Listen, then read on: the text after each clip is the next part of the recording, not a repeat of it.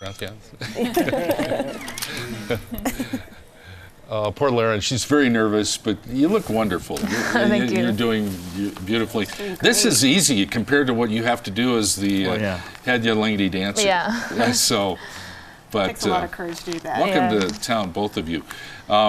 Your Native American background. Describe your tribe and everything like that. Would you, Larry? I come from the Meskwaki Nation of Central Iowa, born and raised in a small Native American community called the Meskwaki Indian Settlement, the only settlement of its kind in the whole United States where all the other tribes were on reservations. Interesting. Yes. And now you live in Minnesota, and you live in Canada. Do you like Saskatoon up there? Yeah, like it's just always cold all the time. Yeah. It's still snowing over It is there. always cold. Yeah. I'm dying to have you stand up, Larry, and show your regalia here, and that's what this is called, and describe it to us. I'm going to stand up with you here, and if you can kind of take us through what you have on. Well, I don't have everything on. This is just the portion, the beadwork, and I have the, as you can see in the video, I had the feathers, the bustles, and the back, and the head roach. But this is the full regalia of the beadwork, and this beadwork probably weighs about a good 10 pounds. So imagine, if you will, dancing to an upbeat tempo with 10 pounds. And then the back. Look at that. That is really something. And this is a Angora hide, Angora hair, and the sheep bells wrapped around. And you have the bells around there. Yeah. And the significance of the eagle and that. Yeah, listen to that. Yeah, each one of us have our own way of describing our beadwork. As you can see, the eagle is a sacred bird to all Native American tribes. So we consider the eagle very sacred. They say that the eagle flies so high, carries our prayers and our dreams to the Creator. It's beautiful, beautiful.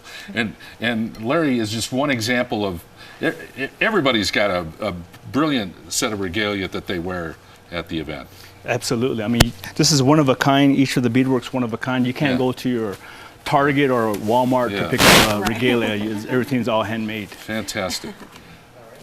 And you're also wearing something here. Do you want to stand up? Well, last in November, I ran for, it's called Miss Manitoba, and it's based out of Winnipeg, Manitoba, and what it represents is missing and murdered Aboriginal women. So like when I go around, I try to do my best to like educate people on what's going on in Canada. And the reason I really wanted to run is because I had a friend who was recently murdered last year, and so I really wanted to run in her honor and like to carry on and just like tell her story. That's amazing of you. That's great.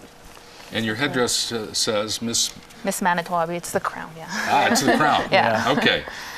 Yeah, everything has a proper name to it. Yeah.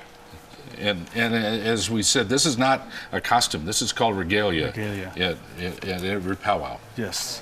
Is there a little competition to outdo one another? I mean, to become like the best dressed at the. Well, powwows is competition. Powwows is more like a rodeo circuit, as you will. If it's you pick and choose your powwows. Yeah. And you vie for prize money. Like here at Albuquerque, to Gather Nations, you're competing for top prize money. Yeah. So you do your best to stay in shape and to bring out your best. I mean, they say Gather Nations is the place where you bring out the new stuff, the new beadwork. Yeah.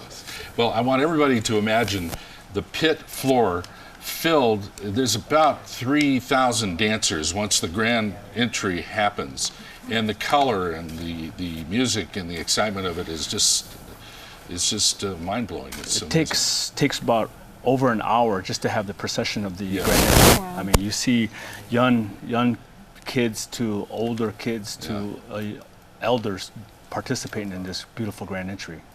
Well, thanks for getting up and being here with us today. Absolutely, have my a pleasure. great time. Thank you very much. And best to you both.